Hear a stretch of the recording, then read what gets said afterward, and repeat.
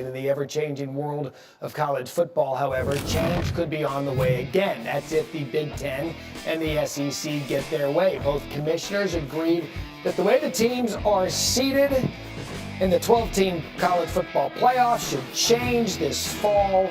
So how would that all work? Well, lucky for you, we've got Paul Feinbaum and Heather Dennis, my college football friends, to figure this all out. If there's one thing that's guaranteed in college football, it is change will happen by the minute. So Heather, I broke this all down, changed up the seedings. SEC and Big Ten met this week.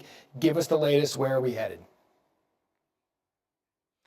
Well, we're headed to major change inevitably at some point. The question is, do they tweak the seating for this fall? If they do, it needs to be unanimous. That means all 10 FBS commissioners and Notre Dame Athletic Director Pete Bavacqua have to agree to it. What would it look like? It would look like the selection committee's top 12. The top 12 teams get the top 12 seeds. The 4 highest ranked teams would get the top 4 seeds. That's instead of the 4 highest ranked conference champions, which it was this year, and then they get the first round bye. That's small change in the eyes of the commissioners for this year. The big change would be in 2026 and beyond.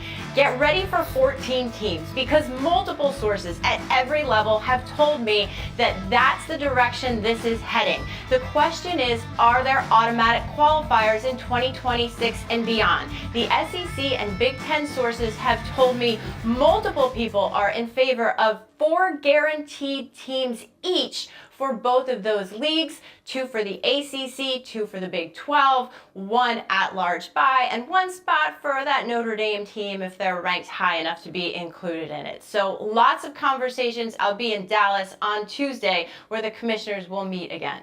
Paul, that could be the house of cards where college football all comes down if you're allotting this many automatic bids to the Big Ten and the SEC. Do you think they should get as many as 4 each? Matt, I understand the seating issue, but I believe they are completely wrong about guaranteeing bids. And doing our show yesterday, even SEC fans are calling in, Matt, saying they don't like it. There's something inherently wrong about stacking the deck before the season. The SEC and the Big Ten are by far the best leagues, and last year the SEC only got 3, and there were 3 schools hanging on the ledge. But ultimately, you could have a year in one, probably more in the Big Ten and the SEC, where you had 2 or 3 elite teams, and then your automatic 3rd or 4th, or maybe your 4th, is an 8-4 team that probably doesn't belong in there. So I think it's a bad move right now.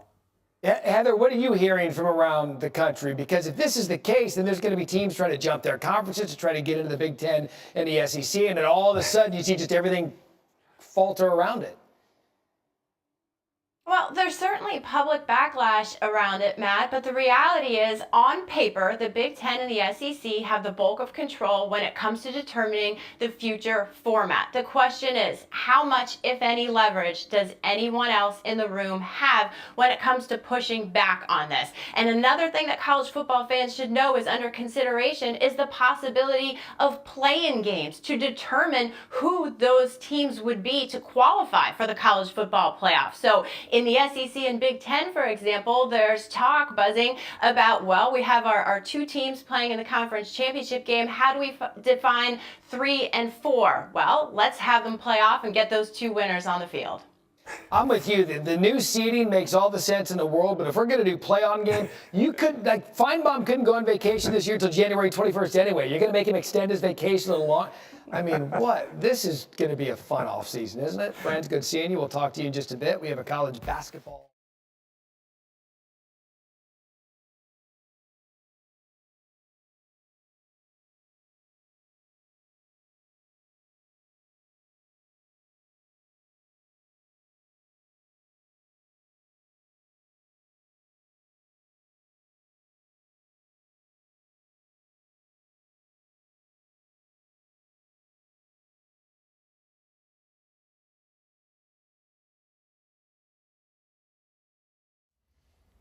How's it going, everybody? Villa Sports Network here. Just wanted to thank you guys for your support on the channel. Thank you guys for watching the video. Hope you all enjoyed it.